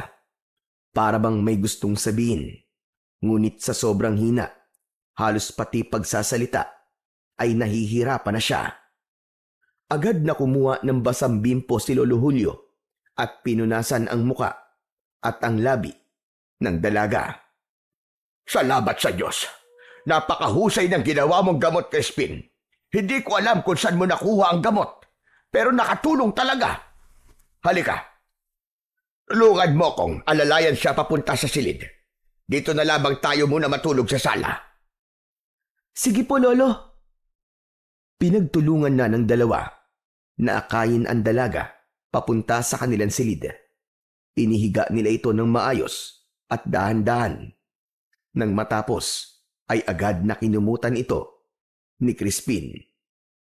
Kinabukasan, maagang nagising si Sofia. Halos 4:00 pa lang ng madaling araw, tahimik siyang bumangon at dahan-dahang naglakad. Iniiwasang makalika ng ingay na maaaring makagising sa mga natutulog sa sala. Lumabas siya at naupo sa balkonahe, saka malalim na lumanghap ng sariwang hangin ng umaga. Ngunit ilang sandali lang ang nakalipas, bigla niyang naramdaman na parabang may nakamasid sa kanya. Kinilabutan siya. Mabilis niyang iginala ang paningin sa paligid, pero wala naman siyang makita. Pinilit niyang pakalmahin ang sarili. Iniisip na baka guni-guni lamang yon. Ngunit bago pa siya tuluyang kumalma, isang bato ang lumipad at muntik nang tumama sa kanya. Sunod-sunod, isa pang bato ang nahulog sa kanyang tabi. Sino ka ba nagtitrip sa akin, ha? Walang sumagot, kundi ang katahimikan. Muli ay isa pang bato ang nakita niyang lumapag sa tabi niya. Bahagya niyang nakita na kumislap ang isa sa mga yon, kaya't pinulot niya. Laking gulat niya nang mapagtantong kulay ginto ang bato. Hinanap pa niya ang iba at kanyang pinulot. At tulad ng nauna niyang pinulot, kulay ginto din ang mga ito. Binitiwan niya itong muli at saka tumingin sa paligid. Natakot ang dalaga. Agad-agad siyang tumayo at papasok na sana siya ng bahay, pero biglang lumabas ang lolo niya. Nagising na ito at balak ding magpahangin. Nagkagulatan pa sila sa may pinto. Sophia, Lo, bakit ka na dito sa labas? Madilim pa. kagigising ko lang po, Lo. Nagpahangin lang po ako dito sa balkon. Ay, siya nga po pala. May ipapakita po ako sa inyo. Kaagad na yumuko ang dalaga upang kunin sana ang mga bato, pero bigla itong naglaho. Sandali nga, ano bang hinahanap mo dyan? Wala na po pala. Ano ka mo? Nataranta si Sofia. Naisip niyang wag na lang sabihin sa matanda ang tungkol sa bato dahil siguradong mag-aalala na naman ang matanda. Kaya naman, iniba niya ang usapan. Wala po, Lolo. Ay, siya nga po pala. Gusto niyo po ba ng kape? Magtitimpla po muna ako. Papasok na sana siya sa bahay, ngunit bigla siyang pinigilan ni Lolo Julio. Dumito ka na muna, Apo. Mag-uusap lang tayo sandali. Sige po. Tatanungin kita, ha? At wag na wag kang magsisinungaling sa akin. Sige po. Ano po bang itatanong niyo? Batid mo ba kung ano ang nangyari kagabi? Bagyang tumango ang dalaga. Bakit, Sophia? Bakit ka nagkaganon? Ilang araw ko na din po nararamdaman na parang may kakaiba po sa akin, Lo. Tuwing sumasapit po ang gabi, parang natatakam po ako sa sariwang karne. Tapos, palagi po ako naglalaway ng malapot. Kaya mo ba naisipang umuwi muna dito? Opo, Lo. Nagpaalam po ako kina Madam para umuwi po dito at tumingi po ng tulong sa inyo. Hindi ko lang po kagad nasabi kahapon kasi may sakit pa po si Crispin eh. Bakit ka nagkaganyan? Hindi po ako sigurado. Pero may taong galit na galit po sa akin. Babae, mahaba ang buhok at may nunal sa ibaba ng kanyang labi. Siya ba ang babaeng may matinding galit sa'yo? Nanlaki ang mga mata ni Sofia nang marinig ang sinabi ng lolo niya. Teka, Lo. Paano niyo po nalaman? Wala pa naman akong pinagsasabihan kahit kanino. Malalaman ko talaga, iya. Isang antingero ang lolo mo. Habang ginagawa ko ang tawas kagabi, siya ang pinakita sa akin. Malakas ang negatibong enerhiya ng babaeng yon. Siya ang nagbigay sa'yo ng sumpa. Naipakain niya ito sa'yo. Madali lang po sa kanya para gawin sa akin yun, Lo. Kasi kaklase ko siya. Dati siyang matalik kong kaibigan. Hindi ko nga alam na galit pala siya sa akin. Natinitira niya ako patalikod at pinag-iisipan ng masama. Ang iniisip niya kasi, inaagaw ko raw ang nobyo niya. Pero hindi po yun totoo, Lo. Wala po akong balak na gawin yun. Naniwala lang siya sa chismis na nagpapaligaw daw ako. Wala namang ganun. Yun na nga mahirap, Ihay. Minsan ang chismis, kahit walang katotohanan, nagiging mitya ng kasamaan. Lo, hindi ko naman po talaga kasalanan eh. Hindi ko po siya inagawan. Siya lang po talaga nag-iisip nun. Pero bakit ganito? Bakit kailangan niya akong gantihan ng ganito kabigat? Dahil puno siya ng galit at inggit. Pero huwag kang mag-alala, Apo. Ngayong nandito ka, hindi ka na magagalaw ng babaeng yon. At ito pa, may magaling ka ng manggagamot. Po? Teka, hindi po ba? Kayo po ang gumamot sa akin kagabi? Wala kang naaalala talaga. Ang natatandaan ko lang po ay nung nagsuka na po ako nung nagsuka. Maliban po doon ay wala na, Lolo. Si Crispin, siya ang gumamot sa'yo. Talaga po, Lolo? Pero, paano niyo po nagawa yun? Tinuruan niyo po? Hindi. Ang totoo niyan, hindi ko alam kung anong klaseng gamot ang ibinigay niya sa'yo. Sa una, parang ayaw ko sanang ipainom sa'yo. Pero nang makita ko ang determinasyon sa kanyang mga mata, hinayaan ko na siya. Mukhang lumalabas na ng kusa sa kanya ang pagiging antingero, Lolo. Hindi ako sigurado, pero baka nga. Lolo, magaling na po ba talaga ako? Talaga po bang napagaling na po ako ng kapatid ko? Magaling ka na. Sigurado ako ron. Dahil naisuka mo na ang lason. Wala ka nang dapat ipag-alala, Iha. Ay siya nga pala. Palitan natin yung suot mong medalyon. Heto ang isuot mo. Teka, sa inyo po medalyon na to ah. Bakit niyo po binibigay sa akin? Hayaan mo na. Mas mabisa kasi yan. Mas malakas kaysa rito. Sapat ang proteksyon niyan para hindi ka na muling mabiktima ng aswang na yon. Paano naman po kayo? Magsusuot na lamang ako ng iba mamaya. Salamat po, Lolo. Salamat po ng marami sa inyo ni Crispin. Niyakap ni Sophia ang kanyang lolo. Ngunit ilang sandali lang ay biglang kumalas ang matanda. Nakakunot ang noo nito habang nakatingin sa puno na nasa kabilang kalsada. Nakita niya ang 2 bola ng apoy sa itaas ng isang puno. Sophia, pumasok ka muna sa loob. Bakit po, Lolo? Ano po ba yun?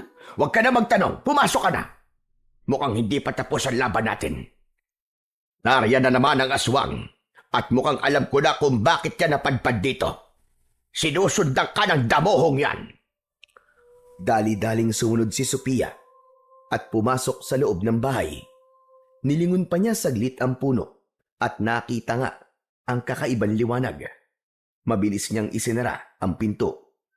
Samantala, hindi kumurap si Lolo Julio habang nakatitig sa puno.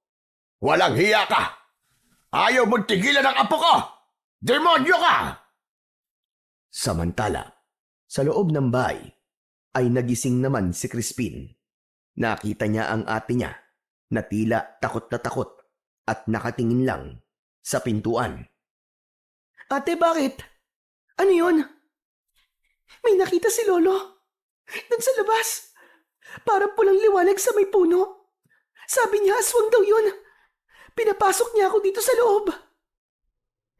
Maya-maya pa ay narinig nila ang malakas na boses ng kanilang lolo. Kung akala mo'y makukuha mo ulit ang apo ko, nagkakamali ka, demonyo ka! Huwag kang aalis dyan! Magtutos tayong dalawa! Sa loob ng bahay ay hindi mapakali si Crispin. Nag-aalala siya para sa kanyang lolo. Teka, sandali. Kakalabanin ni Lolo ang aswang, ate. Baka kung anong mangyari kay Lolo, matanda na siya. Hindi mapakali sa loob ng bahay ang bata. Maya-maya ay may biglang napansin siya sa mga hanay ng mga nakasabit na agimat at mga medalyon. Isa sa mga ito ang tila kusang gumagalaw kahit wala namang hangin. Ang kwintas ay may palamuti na tila tinik at balat ng kalamansi. Nakalagay ito sa isang maliit na sisidlan na gawa sa kristal. Lumapit si Crispin at inabot ang kwintas. Nang mahawakan niya ito, parang may dumaloy na init mula sa kanyang palad. Hindi niya alam kung bakit, pero ramdam niyang para yun sa kanya. Agad niyang isinuot ito sa kanyang leeg. Crispin, anong ginagawa mo? Bakit mo kinukuha yan? Hindi yan laruan. Alam ko, ate, pero hindi ko naman ito paglalaruan. Tutulungan ko si Lolo. Ano ka ba? Baka mapahamak ka. Mas mabuti pang dito na lang tayo sa loob. Hayaan mo na si Lolo. Kayang-kaya niya yun. Ate, hindi pwede. Ano ka ba, Crispin? Antingero si Lolo. Dati siyang tagapuksa ng mga aswang. Isang manunugis. Pero ate, dati pa yon. Hindi na po bata si Lolo. Baka hindi niya nakayaning mag-isa. Crispin, makinig ka. Huwag ka matigas ang ulo. Huwag ka na makialam. Baka mas lalo mapahamak si Lolo kapag nagpunta ka doon. Ikaw ang alalahanin niya. Hindi ako mananahimik lang dito, ate. Nagulat si Sofia sa ipinapakitang tapang ng kanyang kapatid. Napagtanto niyang desidido talaga itong lumabas at tulungan sa pakikipaglaban ang kanilang lolo. Lingid sa kaalaman nila, ang isinuot na agimat ni Crispin ay ang siyang nagbibigay sa kanya ng kakaibang tapang at lakas ng loob. Crispin, makinig ka. Hindi ka pa handa. Pakiusap. Makinig ka naman sa akin, oh. Hindi, ate. Patawarin mo ako pero hindi ko kaya maghintay lang dito. Kawawa naman si Lolo, matanda na siya, ate. At alam mo yun. At paano naman ako? Gusto mo ba? Pati ikaw mawala sa akin? Wag naman, Crispin, pakiusap. Dito ka na lang. Wag kang lumabas. Sorry, ate. Hindi kita masusunod. Itinulak niya ng marahan ang kanyang ate. Hindi niya pinakinggan ito. Tumakbo siya palabas ng bahay. Paglabas niya, nakita niya si Lolo Julio na nasa labas ng kanilang bakuran. Narinig niyang hinahamon ng matanda ang aswang na bumaba mula sa puno. Medyo malamlam ang sinag ng buwan ng mga sandaling yon. Pero ang paningin ni Crispin ay talaga namang malinaw at nakikita ang mga nangyayari sa dilim. Nakita niyang ngumisi ang aswang, sabay talon, pababa ng puno. Inikot-ikutan nito si Lolo Julio. Lolo, tutulungan kita. Akong bahala sa aswang na yan. Lumakad palapit si Crispin pagkatapos niyang ibulong yon, pero bigla siyang natigilan nang makitang walang suot ni isang agimat ang kanyang lolo. Tanging itak lang ang hawak nito. Mabilis siyang nag-isip. Muli siyang bumalik sa loob ng bahay. Agad niyang tinungo ang lugar kung saan nakalagay ang buntot ng pagi. Katabi nito ang bote ng langis na may halong dahon ng kalamansi. Pinulot din niya ito. Pagkapulot niya, may narinig siyang bumulong sa kanyang tenga. Crispin, pahiran mo ng langis ang latigo. Napahinto siya at napalingon sa paligid. Teka, sino yan? Wala siyang nakitang ibang tao kundi ang ate niya, pero patuloy niyang naririnig ang boses. Ako ito, Crispin, ang kapre. Gawin mo ang sinabi ko. Pahiran mo ng langis ang buntot ng pagi. Naguguluhan pa si Crispin nung una, pero alam niya sa sarili niya na wala siyang oras para magduda. Dali-dali niyang binuksan ang bote at ibinuhos ang langis sa kanyang palad. Pinahiran niya ang buong latigo hanggang sa kumintab ito. Bahala na! Lumabas siyang muli, hawak-hawak ang latigo. Sa labas ng bakuran, naroon pa rin ang kanyang Lolo Julio, nakaharap sa aswang. Nakangisi lang ang nilalang na parabang naglalaro lang. Tama na ang laro! Umpisahan na natin ang laban! Itinaas ng matanda ang itak. Biglang sumugod ang aswang.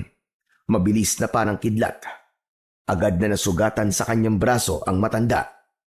Agad namang tumakbo si Crispin upang sumaklolo. Lo! Wala kang suot na agimat! Ako na lang! Ako na lang ang makikipaglaban sa kanya! Nagpakawala ng malakas na tawa ang aswang. Agad niyang nilait ang dalawa. Wala na ba pwedeng lumaban sa akin? Kung hindi isang matandang hukluban, ay isa naman batang paslit na uhugin. Tumahimik ka! Hindi ako uhugin! Huwag mo akong insultuhin! Ano ngayon kung gusto kitang insultuin? Isa akong malakas at makapangyarihang aswang. Kaya kapag sinabi kong uhugin ka, uhugin ka. At ibig sabihin nun ay wala kang kwenta. Hindi mo ko kaya. Bago mo ako punahin, unahin mo munang punahin yung laway mo, kadiri ka! Ang tanda-tanda mo na, tumutulo pa ang laway mo! Ano ka mo? Ita sa mukha ng aswang ang pagkapikon sa sinabi ng bata. Mabilis itong umatake kay Crispin. Pero bago pa man siya makalapit at saktan ang bata, biglang humarang ang isang malaking nilalang. Hinawakan nito ang aswang at itinulak ng malakas. Kitang-kita ni Crispin ang pagtulong sa kanya ng kapre.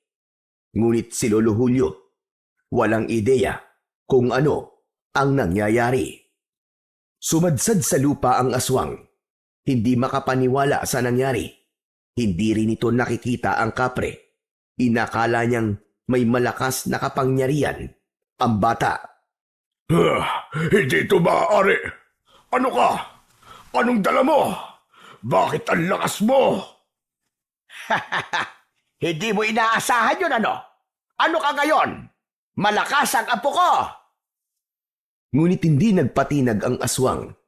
Tumayo ito at muling sinubukan na saktan ang bata. Muli itong sumugod. Crispin, gamitin mo ang latigo. Ngayon na! Hinawakan niya ng maigpit ang kanyang latigo at nagdasal ng isang hiling.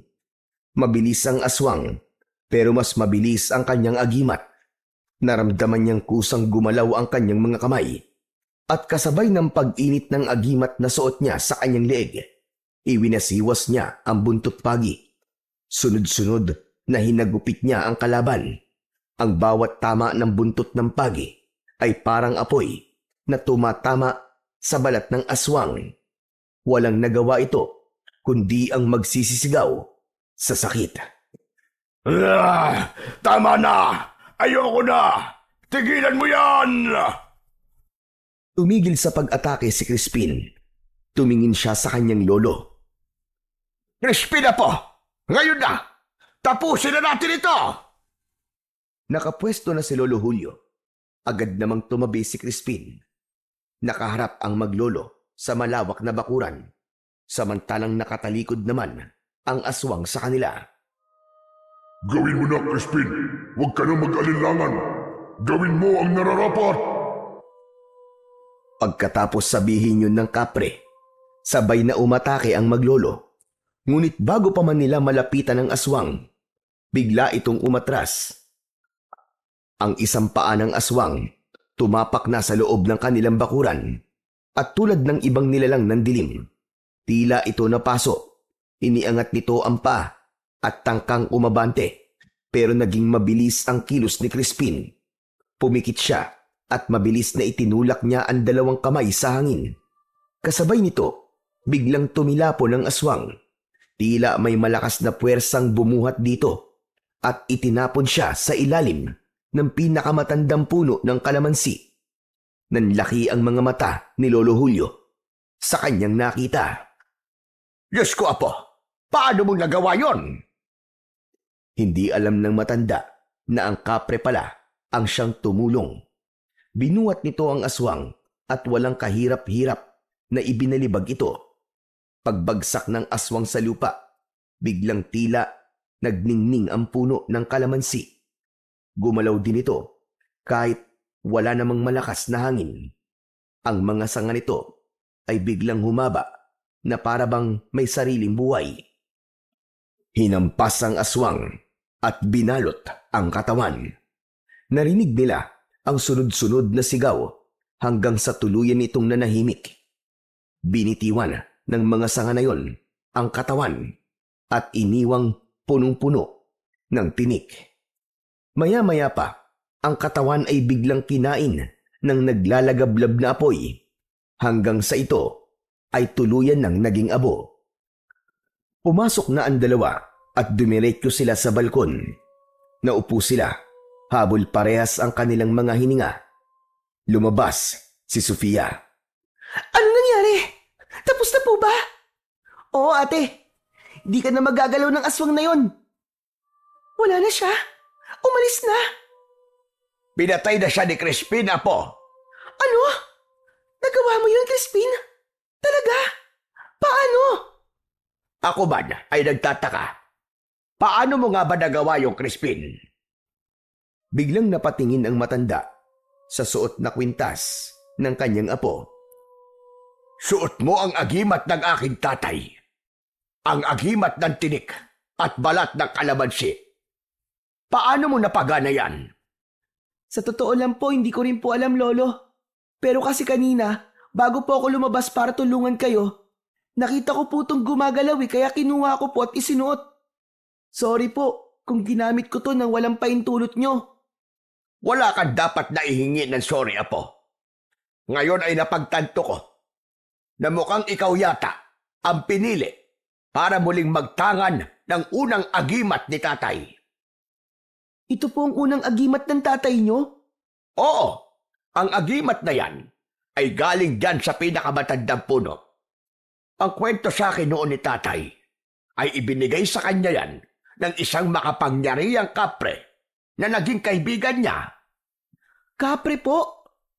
Oo, bakit? Hindi ho kaya yun yung kapre na tumutulong sa akin? Ano ka mo? May tumutulong sa iyo kapre. Ang mataba ng kapre na yan kulay ginto. Opo, siya po yung nagtuturo sa akin kung ano ang dapat kong gawin. Siya din po yung nagbalibag dun sa aswang, papunta po dyan sa puno. Ganon. Akala ko talaga ikaw ang may gawa nun. Hindi po, Lolo. Siya po talagang may gawa nun. Kung ganon, hindi ako nagkakamali. Ikaw nga ang pinili. Dahil ang kapre na yon, ang gabay ng agimat na suot mo. Tulad mo, kwento sa akin ng tatay ko na ginabayan din siya ng isang kapre. Ito ang palagi niyang kasama kapag nakikipaglaban siya sa anumang nilalang ng dilema. Kung ganun, totoo po ang sinasabi niya, na isa nga siyang kaibigan at hindi ko dapat siya katakutan. Maya-maya pa, biglang napatingin ang bata sa sahig ng balkonay at nakita ang 3 piraso ng ginto. Pinulot niya ito at iniabot sa kanyang ate. Ate, para sa'yo daw to. Regalo niya sa'yo. Ano? Para sa akin? Bakit? Sandali lang po, tatanungin ko. Tumingin sa gilid si Crispin at nagsalita. Tila may kinakausap na hindi nila nakikita. Ate, mabait ka daw po kasi at maganda. Ay nako, ibalik mo na yan. Hindi ko gusto na magkaroon ako ng apong kapre. Sabihin mo yan sa kanya. Si Lolo naman na nagbibiro lang po ako. Regalo lang daw po talaga to.